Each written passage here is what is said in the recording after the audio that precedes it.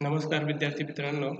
आज आपण form accounting या टॉपिकवरती एक प्रॉब्लेम सोडवून बघणार आहोत. लास्ट लेक्चरला आपण फार्म अकाउंटिंगवरचा एक प्रॉब्लेम बघितलेला होता. या लेक्चरला आपण आणखीन एक प्रॉब्लेम सोडवून बघणार आहोत. तर आपण प्रॉब्लेम समजून घेऊ. प्रॉब्लेममध्ये नेमकं आपल्याला काय करायला सांगितलेलं आहे हे बघू. From the following trial balances of Sudha farm limited prepare crop account, livestock account, profit and loss account for the year ended 31st March 1992 and a balance sheet as on that date. Okay, तर आपल्याला प्रॉब्लेममध्ये असं सांगितलेलं आहे की आपल्याला crop account तयार करायचं आहे, लाईफ स्टॉक अकाउंट तयार करायचं आहे, प्रॉफिट अँड लॉस अकाउंट तयार करायचं आहे आणि त्याचबरोबर बॅलन्स शीट सुद्धा तयार करायची. तर एवढे सगळे आपल्याला अकाउंट्स तयार करायचे. प्रॉब्लेममधल्या जे काही ट्रायल बॅलन्स आपल्याला दिलेला आहे तो ट्रायल बॅलन्स समजून घेत असताना अगोदर आपण काय करू की जी काही आपल्याला ॲडिशनल इन्फॉर्मेशन दिलेली आहे त्या ॲडिशनल इन्फॉर्मेशनचा इफेक्ट कोणकोणत्या फिगर्सवरती होऊ शकतो म्हणजे ॲडजस्टमेंटचं आपण मार्किंग करून घेऊ. तर ॲडजस्टमेंटमध्ये आपल्याला क्लोजिंग स्टॉक्स दिलेले आहेत. ओके, क्लोजिंग स्टॉकमध्ये growing crops, wheat, seeds and fertilizers हे हा जो काही याचा क्लोजिंग स्टॉक दिलेला आहे, लाईव्ह स्टॉकचा क्लोजिंग स्टॉक दिलेला आहे, फीडिंग मटेरियलचा क्लोजिंग स्टॉक दिलेला आहे. आणि आपल्याला माहिती आहे की आपण क्लोजिंग स्टॉक हा क्रॉप अकाउंट किंवा लाईव्ह स्टॉक अकाउंटच्या क्रेडिट साईडला ॲज अ क्लोजिंग स्टॉक म्हणून घेतो. ओके, त्याच्यानंतर पुढचा एक क्लोजिंग बॅलन्स दिलेला आहे टूल्स अँड इम्प्लिमेंट्स.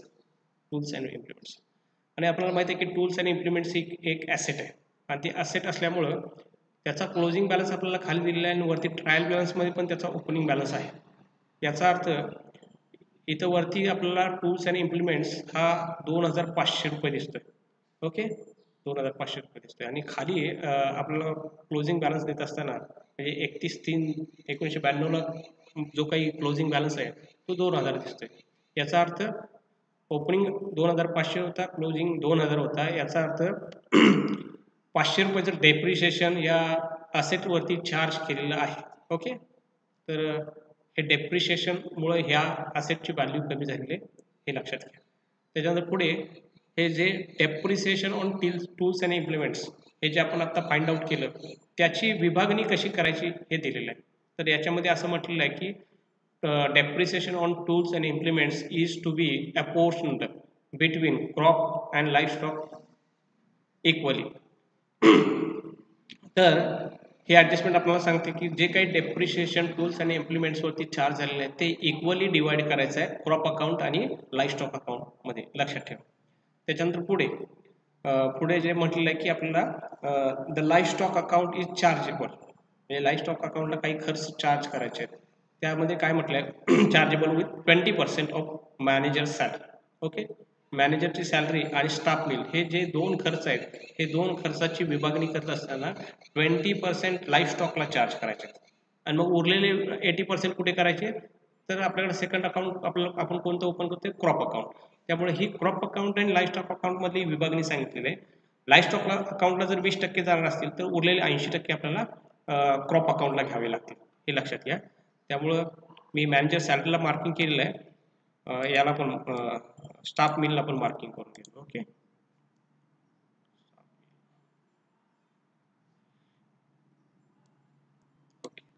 स्टाफ मिलला पण मार्किंग केलं.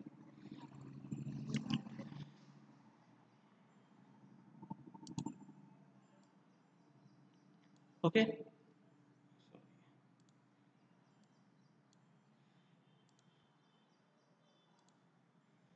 स्टाफ मिलला पण मार्किंग करून घेतलं.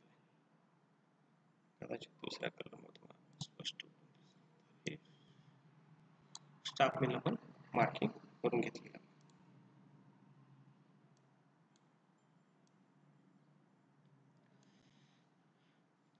तर हे दोन खर्च आहेत, मॅनेजर सॅलरी आणि स्टाफ मिल. याचं डिस्ट्रीब्युशन किंवा त्याची विभागणी क्रॉप अकाउंट आणि लाईफ स्टॉक अकाउंटमध्ये करायची आहे आणि ती कशी करायची हे ॲडजस्टमेंट नंबर 3 मध्ये सांगितलेलं आहे. आणि त्याच्यानंतर लास्ट जे ॲडजस्टमेंट आहे त्याचा वरतीच्या फिगर्स आहेत त्याच्याशी संबंध नाही, पण हे जे लास्ट ॲडजस्टमेंट आहे याचा आपल्याला इफेक्ट मात्र समजून घ्यावा लागेल. तर लास्ट फोर्थ ॲडजस्टमेंट अशी म्हणते की farm products worth ₹1000 is consumed by caterers. म्हणजे शेतीमध्ये उत्पादित झालेलं उत्पादन हे जनावरांनी कन्झ्युम केलं, जनावरांनी त्याचा उपभोग घेतला.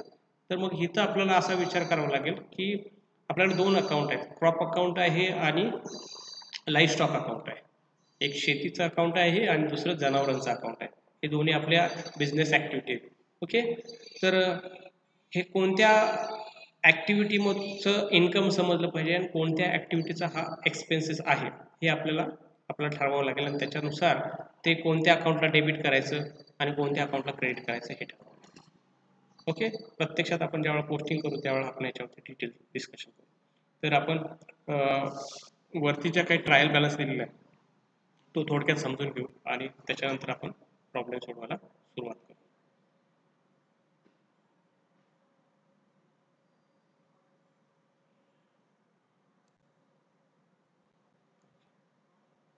थोडासा प्रॉब्लेम येतोय, काय हरकत नाही.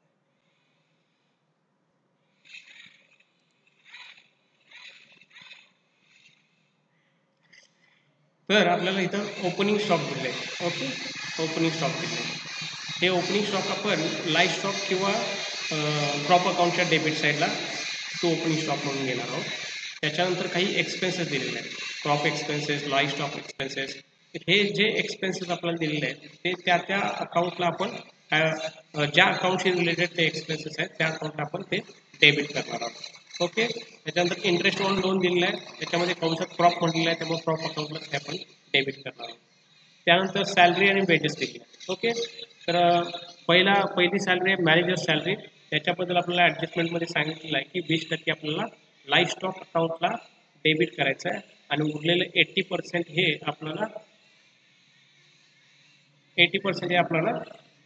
क्रॉप अकाउंटला डेबिट करायचं.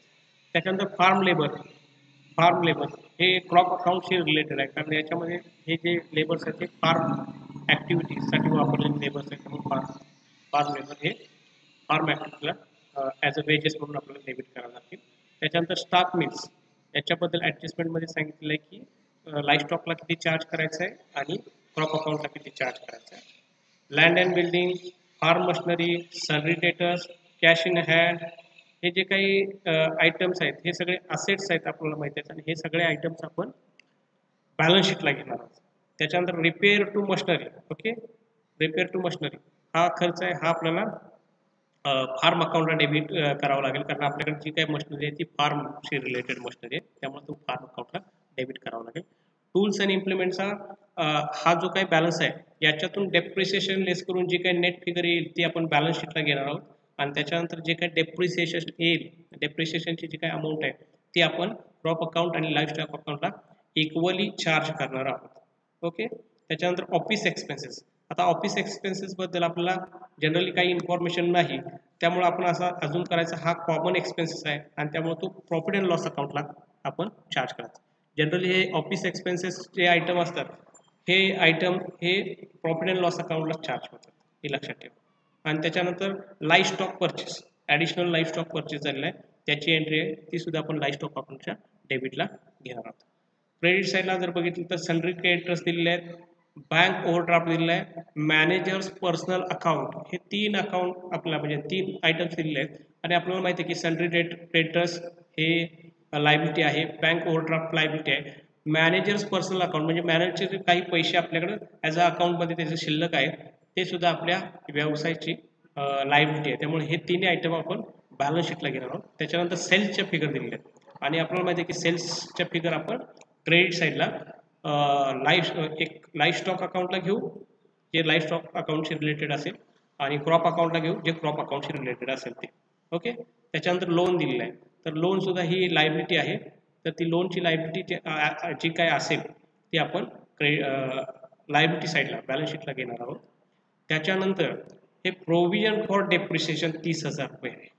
प्रोव्हिजन फॉर डेप्रिसिएशन, हे प्रोव्हिजन फॉर डेप्रिसिएशनची अमाऊंट आहे ती आपण बॅलन्स शीट तयार करत असताना बॅलन्स शीटला ज्या काही असेट्स आपण घेणार आहोत, ओके, बॅलन्स शीटला जे काही असेट्स आहेत फार्म मशिनरी त्याच्यातून हे 30,000 लेस करून त्याची फार्म मशिनरीची नेट अमाऊंट आपण आउटर साईडला घेणार आहोत, त्यामुळे हे लक्षात ठेवा थोडंसं. ओके, हे जे प्रोव्हिजन फॉर डेप्रिसिएशन हे असेटमधून लेस करून त्याची नेट फेकर आपण आउटरला घ्यावी लागते. आणि आपल्याकडे मेन ॲसेट आहे फार्म मशिनरी, आणि त्यामुळे हे प्रोव्हिजन फॉर डेप्रिसिएशन हे 30,000 आपण हा 1,08,000 म्हणून लेस करणार आहोत, लक्षात ठेवा. इवन पुढे आपल्याला प्रॉफिट अँड लॉस अकाउंट दिलेला आहे. प्रॉफिट अँड लॉसचा बॅलन्स दिलेला आहे. लास्ट इयरचा जो काही क्लोजिंग बॅलन्स आहे आणि या वर्षीचा ओपनिंग बॅलन्स आहे, तो ओपनिंग बॅलन्स आपण कॅपिटल प्रॉफिट अँड लॉस अकाउंटला बॅलन्स शीटला घेणार आहोत. बॅलन्स शीटला घेणार आणि त्याच्याच बरोबर आपला शेअर कॅपिटलची ओपनिंग बॅलन्स दिला आहे, तो सुद्धा आपण बॅलन्स शीटला घेणार आहोत. तर हे अशा पद्धतीनं प्रॉब्लेम आहे. आपण हा प्रॉब्लेम स्टेप बाय स्टेप सोडवायला सुरुवात करू. तर आपण प्रॉब्लेम सोडवायला सुरुवात करतोय. आपल्याला इथं आपण जे आपल्याला आवश्यक अकाउंट्स होते ते सगळे तयार केलेले आहेत. तर तुम्ही हा व्हिडिओ पॉज करून अगोदर हे अकाउंट सगळे तयार करून घ्या. याच्यामध्ये आपल्याला तीन म्हणजे 4 अकाउंट तयार करायचे आहेत. एक क्रॉप अकाउंट आणि लाईफ स्टॉक अकाउंट, हे आपण कंबाईन अकाउंट तयार केलेलं आहे. अशाच पद्धतीने परीक्षेमध्ये सुद्धा तुम्ही कंबाईन अकाउंट तयार करायचं आहे, लक्षात ठेवा. त्याच्यानंतर प्रॉफिट अँड लॉस अकाउंट तयार केलेलं आहे आणि त्याच्यानंतर बॅलन्स शीट तयार केली आहे. ओके. तर पहिली गोष्ट तुम्ही काय करा की ज्यांनी प्रॉब्लेम वहीत लिहून घेतलेला नसेल किंवा घेतलेला असेल, ज्यांनी घेतलेलं नसेल त्यांनी वहीत प्रॉब्लेम लिहून घ्या आणि ज्या ज्या काही ॲडजस्टमेंट असतील त्याच्यावरती मार्किंग करून घ्या. आता मी तुम्हाला डायरेक्ट प्रॉब्लेम सोडून दाखवणार आहे. ज्यांनी प्रॉब्लेम लिहिलेला नसेल त्यांनी प्रॉब्लेम लिहा आणि अकाउंट्स तयार करून घ्या आणि त्याच्यानंतर हा व्हिडिओ बघायला चालू करा. तो पण व्हिडिओ तुम्ही पॉज करू शकता, काही हरकत नाही. ओके. तर प्रॉब्लेम सोडवायला मी आता सुरुवात करतोय. प्रॉब्लेममध्ये सुरुवातीला असं म्हटलेलं आहे, आपण जो काही ट्रायल बॅलन्स दिलेला आहे त्याच्यातली पहिली फिगर असं म्हणते की स्टॉक ऑन 1/4/1991. 1/4/1991ला जो काही ओपनिंग स्टॉक होता तो ओपनिंग स्टॉक दिलेला आहे. त्याच्यामध्ये ओपनिंग स्टॉकमध्ये ग्रोईंग क्रॉप्स दिलेले आहेत, वीड्स दिलेले आहेत, वीट म्हणजे गहू, सीड्स दिलेले आहेत आणि फर्टिलायझर्स. आणि आपल्याला हे सगळे आपल्याला माहिती आहे की हे सगळे जे काही आयटम्स आहेत किंवा हे जे काही स्टॉक दिसतो हा क्रॉप ॲक्टिव्हिटीशी रिलेटेड आहे. त्यामुळं मी क्रॉपच्या कॉलमला 20,000चा जो काही ओपनिंग बॅलन्स दिलेला आहे तो घेतोय. ओके. 20,000चा ओपनिंग बॅलन्स, 20,000. ओके. त्याच्यानंतर पुढचा आयटम दिलेला आहे लाईफ स्टॉकचा ओपनिंग बॅलन्स दिला आहे. त्यामुळं ओपनिंग स्टॉकच्या समोरच पण लाईफ स्टॉक अकाउंटच्या जो काही कॉलम आहे त्या कॉलमला 25,000 ओपनिंग स्टॉक जो काय आहे लाईफ स्टॉकचा तो घेतलेला आहे किंवा तो घेतो डेबिट साईडला. ओके. त्याच्यानंतर नेक्स्ट काय आहे, फीडिंग मटेरियल्स. ओके. तर आपल्याला फीडिंग मटेरियलचा सुद्धा ओपनिंग स्टॉक दिलेला आहे आणि आपल्याला माहिती आहे की फीडिंग मटेरियल म्हणजे पशुखाद्य. तर पशुखाद्य हे लाईफ स्टॉक अकाउंटशी रिलेटेड आहे. त्यामुळे लाईफ स्टॉक अकाउंटला हा फीडिंग मटेरियलचा ओपनिंग बॅलन्स आपल्याला घ्यावा लागेल. त्यामुळे तू opening stock of feeding.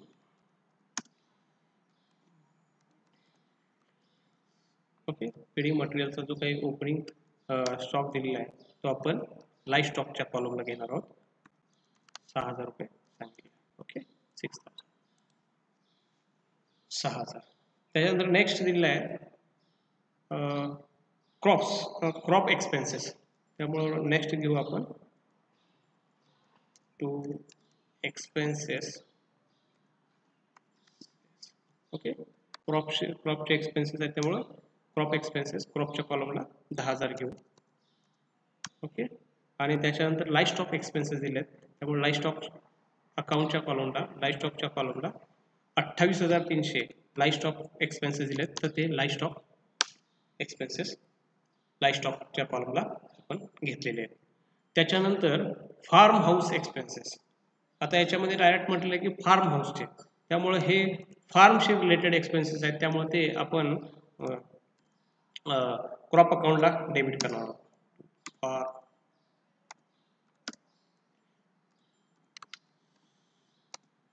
Expenses. Okay. Farm expenses 1,200 रुपयाचे आहेत. तर क्रॉप अकाउंटला आपण 1,200 रुपये डेबिट करणार आहोत. त्याच्यानंतर इंटरेस्ट ऑन लोन पुढचा आयटम आहे. इंटरेस्ट ऑन लोन कंसात क्रॉप म्हटलेलं आहे. म्हणजे याचा अर्थ काय की हे जे काही लोन आहे ते क्रॉप ॲक्टिव्हिटीसाठी घेतलेलं आहे आणि त्याच्यावरलं हे व्याज आहे. ओके. त्यामुळं आपण ते क्रॉप अकाउंटला डेबिट करणार आहोत. To interest on loan. Okay, कंसात त्यांनी क्रॉप म्हटलेलं आहे. मी अधिक माहितीसाठी इथं लिहितो कारण तुमचा गोंधळ होऊ नये म्हणून. आणि ते आपण क्रॉप अकाउंटला डेबिट करणार आहोत 4000. ओके, त्याच्यानंतर सॅलरी आणि वेजेस दिलेले आहेत. ओके, सॅलरी आणि वेजेस दिलेले आहेत आणि त्यातला पहिला आयटम आहे manager salary. Okay, to salary. Okay, manager salary. तर मॅनेजर सॅलरी बद्दल खाली आपल्याला ऍडजस्टमेंट दिलेलं आहे. ऍडजस्टमेंटमध्ये असं म्हटलेलं आहे की 20% आपल्याला लाईफ स्टॉकला चार्ज करायचा आहे. याचा अर्थ 20% लाईफ स्टॉकला चार्ज केल्यानंतर उरलेला पोर्शन आहे तो आपल्याला क्रॉप अकाउंटला चार्ज करावा लागेल. तर मॅनेजर सॅलरी दिलेली आपल्याला 6000. 6000च्या 20% म्हणजे 1200 रुपये.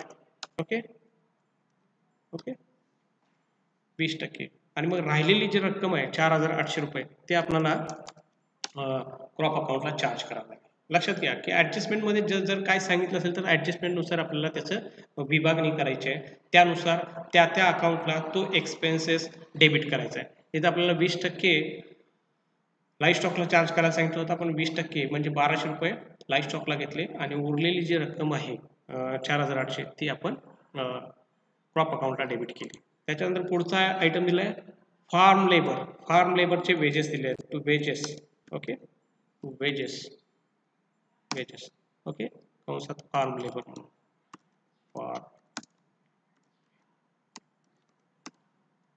Form labour. आता हे फार्म लेबर हे आपल्याला माहिती आहे की हा जो एक्सपेन्सेस आहे तो आपल्याला क्रॉप अकाउंटला डेबिट करावा लागेल. कोणत्या अकाउंटला? क्रॉप अकाउंटला डेबिट करावं लागेल. फार्म लेबर्स आपल्याला 5000 दिलेले. ओके, त्याच्यानंतर स्टाफ मिल. स्टाफ मिल बद्दल सुद्धा आपल्याला ऍडजस्टमेंट दिले आहे. ते ऍडजस्टमेंटनुसार आपल्याला त्याची विभागणी करायची आहे. To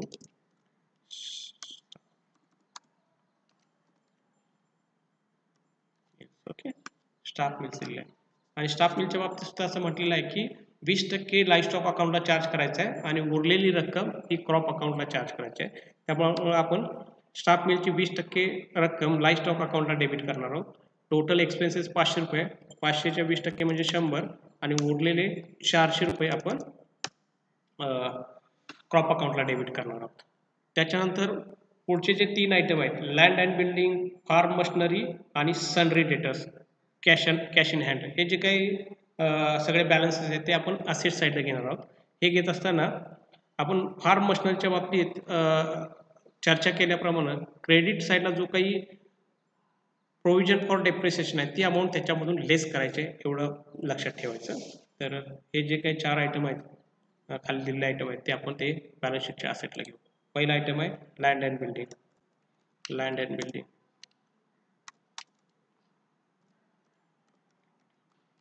land and building. Okay, land and building किती आहे? Land and building 2,10,000.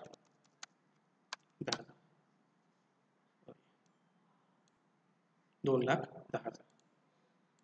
Next item कोणता आहे? Farm machinery.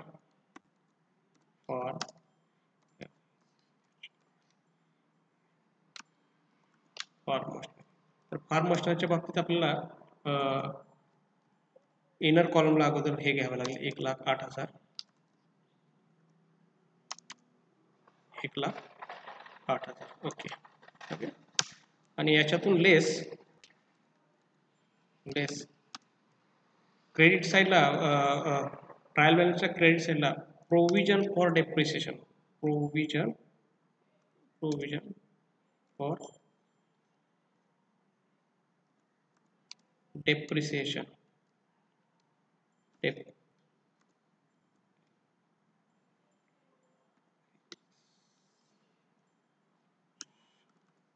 ही जी अमाऊंट आहे ती आपल्याला याच्यातून लेस करायची आहे. ओके, किती अमाऊंट आहे? 30,000. क्रेडिट साईडला ट्रायल बॅलन्सच्या क्रेडिट साईडला provision for depreciation he 30,000 amount आहे ती याच्यातून लेस करायची. ओके, आणि जी काही नेट फिगर येईल ती आपल्याला आउटरला घ्यायची, एवढं लक्षात ठेवा. तर 1,08,000 मधून आपण 30,000 लेस केले तर त्याच्यानंतर आपल्याकडं फिगर येते 78,000. ओके, 78,78,000. फार्म मशिनरी नंतर सनरी डेटर्स आहेत, ही सुद्धा आपल्या व्यवसायाची असेट आहे. Sundry debtors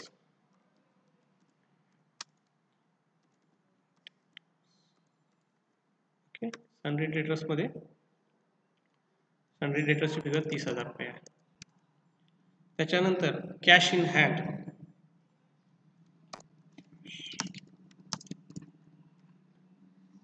cash in hand ही सुद्धा असेट आहे. बॅलन्स शीटच्या असेट साईडला आपण घेणार आहोत, 26,000 आहे. ओके. त्याच्यानंतर नेक्स्ट आयटम आहे तो म्हणजे रिपेअर्स टू मशिनरी. ओके. आणि आपल्याला इथं वरती मशिनरी बद्दल म्हटलेलं आहे की फार्म मशिनरी, त्यामुळे ही फार्मशी रिलेटेड, क्रॉप ऍक्टिव्हिटीशी रिलेटेड मशिनरी आहे. त्यामुळं हा जो काही रिपेअर्स टू मशिनरी आहे, रिपेअर्स टू मशिनरी हा क्रॉप अकाउंटला आपल्याला डेबिट करावा लागेल, हा एक्सपेन्सेस.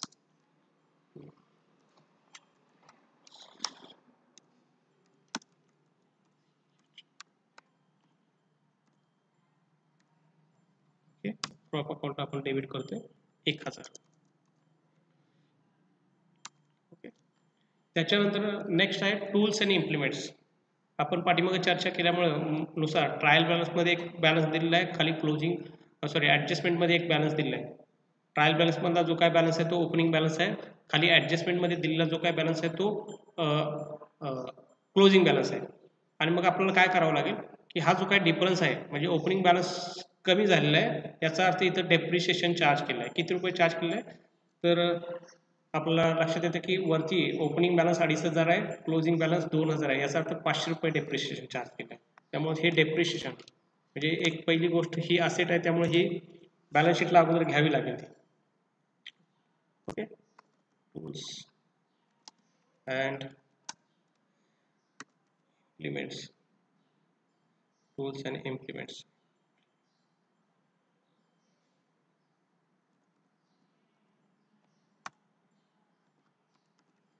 ओके. टूल्स अँड इम्प्लिमेंट्सचा जो काही क्लोजिंग बॅलन्स आहे तो आपण डायरेक्ट इथे घेऊ. आणि जे काही 500 रुपये डेप्रिशिएशन चार्ज केलेलं आहे, ते डेप्रिशिएशन चार्ज केलेलं डेप्रिशिएशन हे आपल्याला इक्वली क्रॉप अकाउंट आणि लाईफ स्टॉक अकाउंटला चार्ज करायला सांगितलं. त्यामुळे आपण क्रॉप अकाउंटला आणि लाईफ स्टॉक अकाउंटला हे जे काही 500 रुपये डेप्रिसिएशन आहे ते आपण डिस्ट्रीब्यूट करणार आहेत 250-250. ओके. 250-250 टू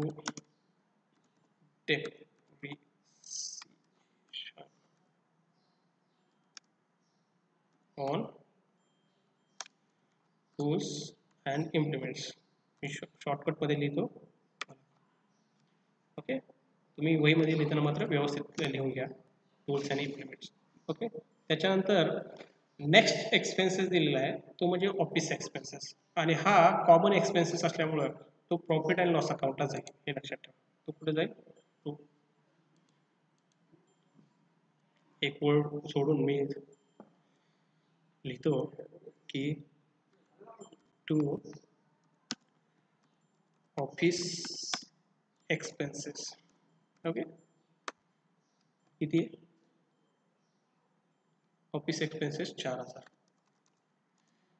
हे लक्षात घ्या की जे एक्सपेन्सेस क्रॉप अकाउंटशी रिलेटेड असतील ते क्रॉप अकाउंटला घ्यायचे आहेत, जे लाईफ स्टॉक अकाउंटशी रिलेटेड असतील ते लाईफ स्टॉकला घ्यायचे आहेत, आणि जे कॉमन स्वरूपाचे असतात किंवा जनरल स्वरूपाचे असतात ते प्रॉफिट अँड लॉस अकाउंटला घ्यायचे.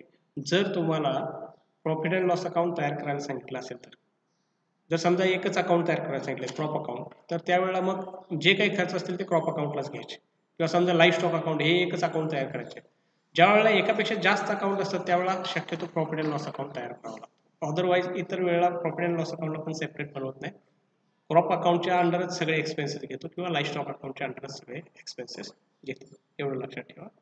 पुढे काय दिलेलं आहे, लाईफ स्टॉक परचेस. ओके. परचेसची फिगर दिली आहे. ॲक्च्युली आता ही फिगर आपण वरतीच इथे घ्यायला पाहिजे होती एक्सपेन्सेस चालू करण्या अगोदर, पण मी थोडीशी ओके इथं मला जागा आहे, मी इथे घेतो. टू परचेस कितीचा आहे, परचेस हा लाईफ स्टॉक अकाउंटशी रिलेटेड आहे, त्यामुळं लाईफ स्टॉक अकाउंटच्या डेबिटला आपण हा परचेस घेणार आहोत. परचेसची फिगर आहे 12,500. ओके. ट्रायल बॅलन्समध्ये जे काही डेबिट साईडला जेवढे आयटम्स होते ते सगळे आपण घेतलेले आहेत. आता क्रेडिट साईडला जेवढे आयटम आहेत त्याचं पोस्टिंग आपण करणार आहोत. त्याच्यामध्ये पहिला आयटम आहे सनरी क्रेडिटर्स. तर आपल्याला माहिती आहे की सनरी क्रेडिटर्स ही लायबिलिटी आहे, त्यामुळे फर्स्ट सनरी क्रेडिटर्स बॅलन्स शीटला घेणार आहोत. Sundry creditors 15,000. Second bank overdraft ही सुद्धा लायबिलिटी आहे, त्यामुळं बॅलन्स शीटला घ्यावी लागेल. बँक ओडी किती आहे बँक ओडी? 3,000. त्याच्यानंतर मॅनेजर्स पर्सनल अकाउंट. ओके, जो कोणी आपल्या फार्मवरती मॅनेजर काम करतोय त्याचं हे पर्सनल अकाउंट आहे, ते पैसे आपल्याकडे आहेत, त्यामुळे आपण हे ट्रायल बॅलन्समध्ये मेन्शन केलेलं आहे. त्यामुळं ही आपली लायबिलिटी आहे, त्याचे पैसे त्याला परत करावे लागतील. ओके, त्यामुळं मॅनेजर्स पर्सनल अकाउंट किती आहे? 2,000. नेक्स्ट सेल्स दिलेला आहे, सेल्स फिगर दिले आणि आपल्याला माहिती आहे की आपण सेल्स हा क्रॉप अकाउंट किंवा लाईफ स्टॉक अकाउंटच्या क्रेडिटला घेतो, त्यामुळं क्रॉप अकाउंट व लाईफ स्टॉक अकाउंटच्या क्रेडिटला बाय सेल्स. ओके, सेल्समध्ये व्हीट सेल्स केला आहे, गहू विकलेला आहे, किती? 35,000चा क्रॉप अकाउंटला आपण क्रेडिट करणार आहोत. आणि त्याच्यानंतर लाईफ स्टॉक पशुधन विकलेलं आहे आणि त्याच्यापासून 75,000 मिळाले. ओके, तर सेलची फिगर किंवा सेलची अमाऊंट आपण क्रॉप अकाउंट किंवा लाईफ स्टॉक अकाउंटच्या अकाउंटला क्रेडिट केलेली आहे. त्याच्यानंतर लोन ही सुद्धा आपली लायबिलिटी आहे, त्यामुळे बॅलन्स शीटला लायबिलिटी साईडला लोन घेतोय आपण 60,000. ओके, त्याच्यानंतर प्रोव्हिजन फॉर डेप्रिसिएशन हे आपण फार्म मशिनरीमध्ये ही फिगर ॲडजस्टमेंट किंवा ॲडजस्ट केलेली आहे, लक्षात घ्या. त्याच्यानंतर प्रॉफिट अँड लॉस. ओके, पुढची फिगर आहे profit and loss account. Okay, आता ही घेत असताना आपण ही फिगर इनर कॉलमला घेणार आहोत, कारण आता काय होईल की यावर्षी जे काय आपण अकाउंट्स तयार केले आहेत किंवा यावर्षी काहीतरी प्रॉफिट होईल किंवा लॉस होईल तो आपल्याला याच्यामध्ये ॲड करावा लागेल. त्यामुळं हा जो काही ओपनिंग बॅलन्स आहे तो आपण इथं घेणार आहोत. प्रॉफिट अँड लॉस अकाउंटचा जो काही ओपनिंग बॅलन्स दिलेला आहे त्यांनी 10,000 रुपये दिले. ओके, 10,000 दिलेला आहे. त्याच्यानंतर पुढे शेअर कॅपिटलचा अमाऊंट दिलेला आहे, तर शेअर कॅपिटल आपण लायबिलिटी साईडला घेणार आहोत. Sorry, share capital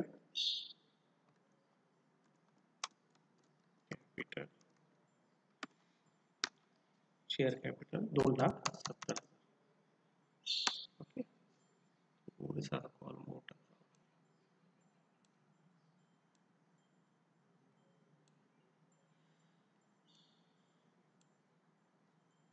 okay, 2,70,000 share capital. Trial बॅलन्समध्ये सगळ्या फिगरचं आपण पोस्टिंग केलेलं आहे, कोणतीही फिगर शिल्लक ठेवली आहे. ॲडजस्टमेंटमध्ये ज्या काही फिगर्स आहेत त्याचं आपण पोस्टिंग करणार आहोत.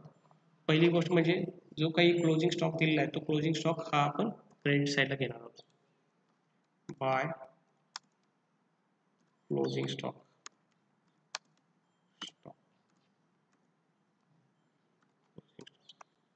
ओके, क्लोजिंग स्टॉकमध्ये आपला पहिला आयटम आहे growing crops, wheat, seeds, fertilizer 10,000 रुपये.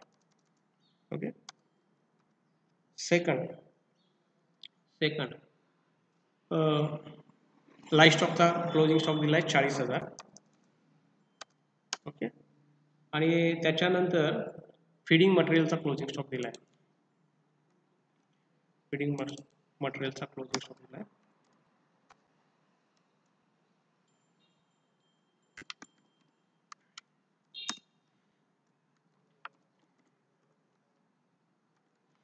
फीडिंग मटेरियलचा क्लोजिंग स्टॉक दिला आहे. फीडिंग मटेरियल्स म्हणजे पशुखाद्य, त्यामुळे लाईफ स्टॉक अकाउंटच्या आपण क्रेडिटला घेणार आहोत 1,000 रुपयाचा क्लोजिंग स्टॉक आहे. ओके, त्याच्यानंतर टूल्स आणि इम्प्लिमेंटचं आपण ऑलरेडी ॲडजस्टमेंट केलेली आहे, बॅलन्स शीटला तो घेतलेला आहे. आणि त्याचबरोबर त्याच्यावरती डेप्रिशिएशनचं जो काही अमाऊंट आहे ती आपण क्रॉप अकाउंट आणि लाईफ स्टॉक अकाउंटला चार्ज केलेली आहे. आता एक आपल्याला माहिती आहे की क्लोजिंग स्टॉकचे 2 ठिकाणी आपल्याला पोस्टिंग करावं लागतं किंवा इफेक्ट घ्यावं लागतं. एक म्हणजे पूर्वी आपण ट्रायल बॅलन्सला घेत होतो आणि बॅलन्स शीटला घेत होतो सुद्धा आपल्याला घ्यावा लागतो. इथं पण तसंच करायचं आहे. एक इफेक्ट आपण क्रॉप अकाउंट किंवा लाईफ स्टॉक अकाउंटला घेतला, सेकंड इफेक्ट आपल्याला बॅलन्स शीटला घ्यावं लागेल, क्लोजिंग स्टॉक.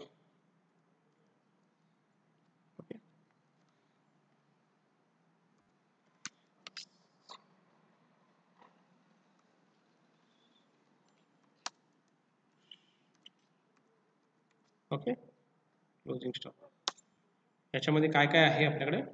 पहिला आयटम आहे growing crops.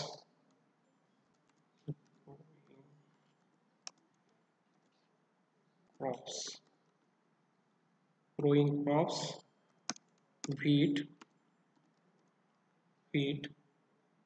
growing crops, wheat, seeds and fertilizers. Okay, fertilizers कितीचा क्लोजिंग स्टॉक आहे, 40,000, सॉरी 10,000चा आहे. त्याच्यानंतर पुढचा आयटम आहे लाईफ स्टॉक.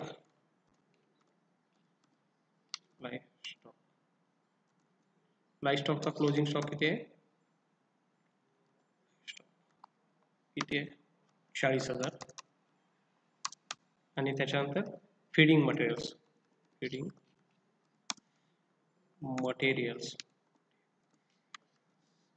1,000 रुपये.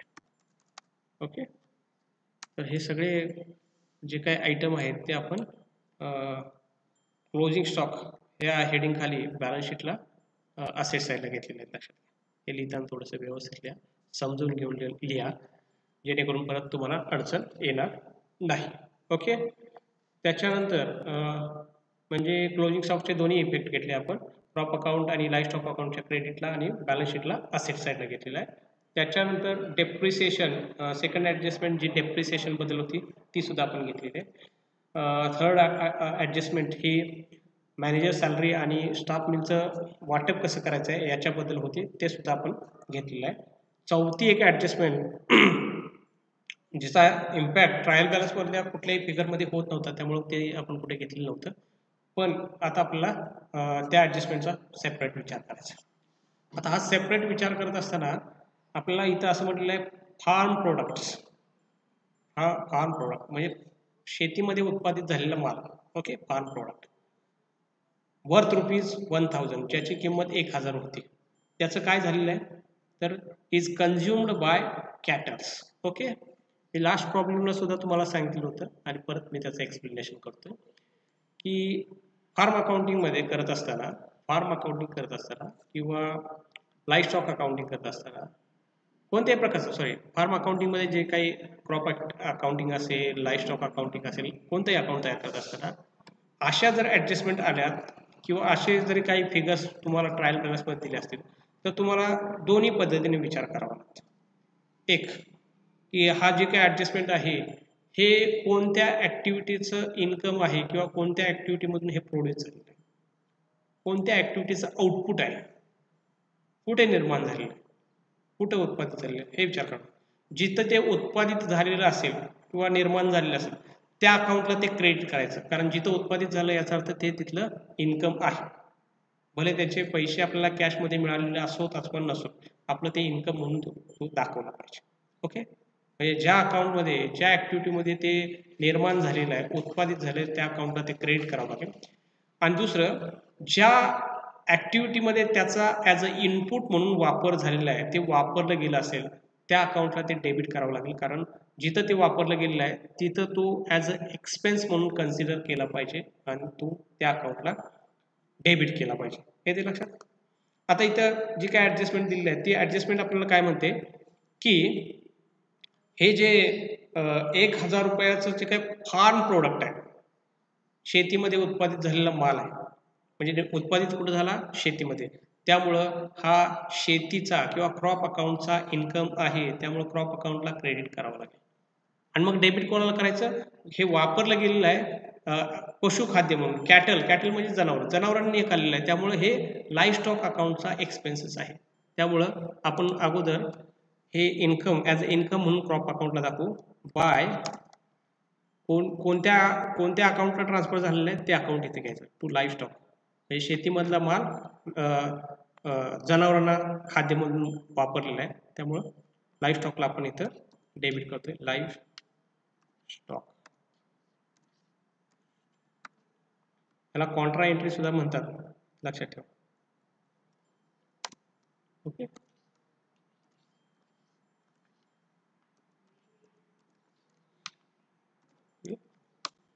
लाईव्ह क्रॉप अकाउंटला, कारण हे क्रॉप अकाउंटचं इन्कम आहे 1000 आणि डेबिट करताना, डेबिट तुम्हाला लाईव्ह स्टॉक अकाउंटला करायचं आहे. ते करत असताना कुठून आलं ते क्रॉप अकाउंट, ही सुद्धा कॉन्ट्रा एंट्री.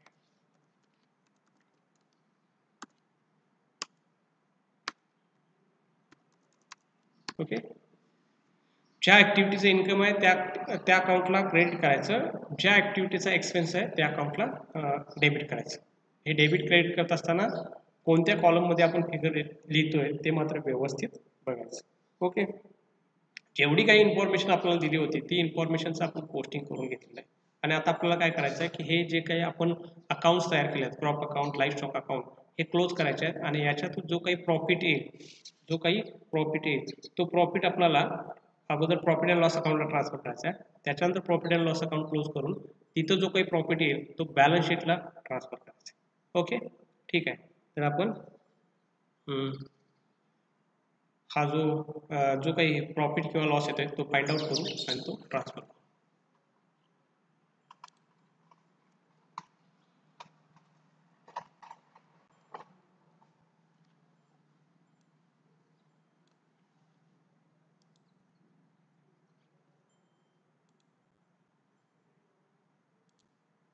ओके. डेबिट साईडची आपण टोटल करतो. क्रॉप अकाउंटच्या डेबिट साईडची मी टोटल करतोय सगळ्या आयटमची, आणि क्रेडिट साईडची पण टोटल करतो. म्हणजे नेमकं कोणती साईड जादा आहे हे आपल्याला लक्षात येईल.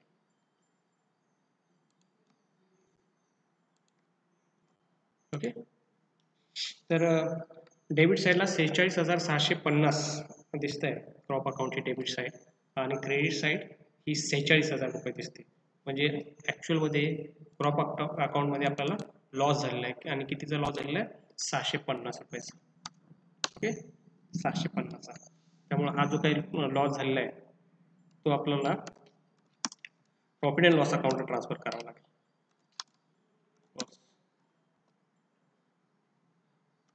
ओके, प्रॉफिट अँड लॉस अकाउंटला ट्रान्सफर करावा लागेल.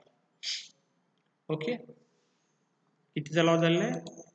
650. लॉस असल्यामुळे तो प्रॉफिट अँड लॉस अकाउंटच्या डेबिट साईडला टू क्रॉप अकाउंट.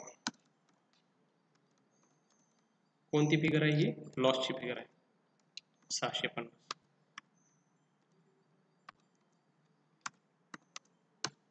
त्याच्यानंतर आपण लाईव्ह स्टॉक अकाउंटची टोटल करणार आहोत, डेबिट साईडची आणि क्रेडिट साईडची दोन्ही. कोणती साईड जास्त आहे बघू.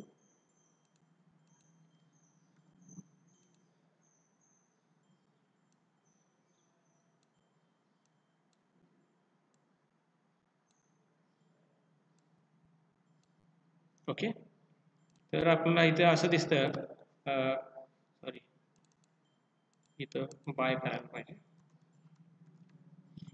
By profit loss account.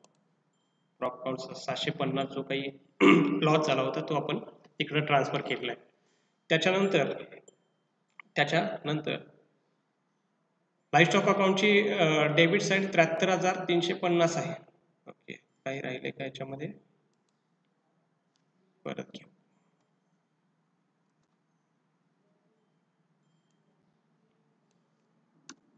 Sorry, 74,350 आहे. आणि क्रेडिट साईड 1,16,000 आहे. त्यामुळे जो काही डिफरन्स आहे 1,16,000 वजा 74,350, 41,000चा डिफरन्स येतोय. 41,750 हा ॲक्च्युअलमध्ये लाईव्ह स्टॉक अकाउंटचा प्रॉफिट आहे. तो प्रॉफिट देखील आपण प्रॉफिट अँड लॉस अकाउंटला ट्रान्सफर करणार आहोत. To P and L account किती? 41,750. ओके, हा प्रॉफिट असल्यामुळं आपण प्रॉफिट अँड लॉस अकाउंटच्या क्रेडिट साईडला घेणार आहोत बाय लाईव्ह स्टॉक अकाउंट 41,000 किती आला 41,650. आता आपण क्रॉप अकाउंट आणि लाईव्ह स्टॉक अकाउंट दोन्ही क्लोज केलेले आहेत. आता त्याच्यानंतर आपल्याला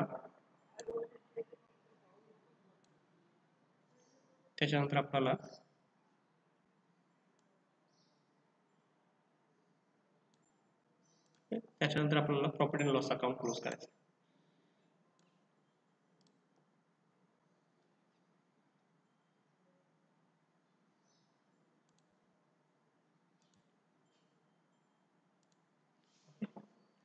तर आपली क्रेडिट साईडची टोटल येते 41,650 आणि डेबिट साईडची टोटल कमी दिसते, त्यामुळं आपल्याला प्रॉफिट झालेलं दिसतोय 41,650. ओके, तर आपला तो प्रॉफिट फाइंड आउट करायचा आहे. 41,650 वजा 650 वजा 4,000. ओके, टोटल 37,000चा प्रॉफिट दिसतोय. टोटल 37. आपल्याला कुठं ट्रान्सफर करायचं आहे? बॅलन्स शीटला ट्रान्सफर करायचं आहे. हा काय आहे? To net profit. हा आपला काय आहे? Net profit. ओके, आणि मग हा नेट प्रॉफिट आपण काय करतो? बॅलन्स शीटला लायबिलिटी साईडला जो काही प्रॉफिट अँड लॉस अकाउंटचा बॅलन्स आहे, ओपनिंग बॅलन्स, त्याच्यामध्ये हा करंट इयरचा प्रॉफिट तो आपण ऍड करतो.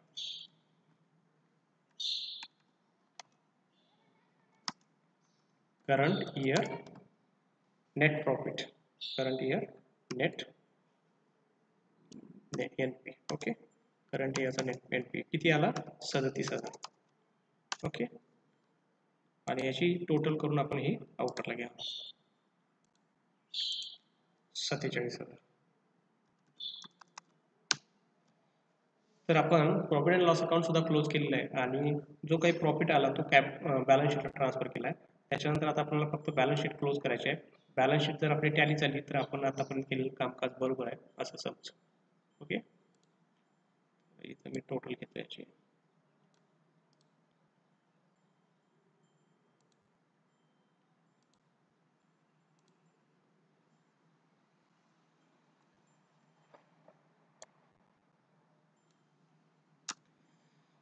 असेट साईड आपली 3,97,000 आलेली आहे. लायबिलिटी साईड किती येते पण लायबिलिटी साईड सुद्धा 3,97,000 आलेली. ओके, इथलाच फॉर्म्युला मी कॉपी करून इकडे घेतलेला आहे, फिगर कॉपी केलेला आहे. त्यामुळे फॉर्म्युला इथं आपण बघितलं तर हा समचा फॉर्म्युला इथे लावलेला आहे. आता समचा फॉर्म्युला आपल्याला असं सांगतो की लायबिलिटी साईड सुद्धा 3,97,000 आहे. ओके, हा प्रॉब्लेम थोडासा मोठा होता पण समजायला सोपा आहे. फक्त तुम्ही प्रॉब्लेम सोडवत असताना प्रत्येक गोष्ट समजावून घेऊन ती सोडवण्याचा प्रयत्न करा. जिथं जिथं तुम्हाला काही डाऊट्स येत असतील तर ते डाऊट्स तुम्ही कोणताही म्हणजे संकोच न बाळगता तुम्ही विचारू शकता. तुम्ही मला ज्यावेळेला आपलं झूमचं लेक्चर असेल त्यावेळेला विचारू शकता किंवा तुम्ही व्हॉट्सअपचा आपला जो काही ग्रुप आहे ॲडव्हान्स्ड अकाउंटन्सीचा त्या ग्रुपमध्ये सुद्धा लिहू शकता.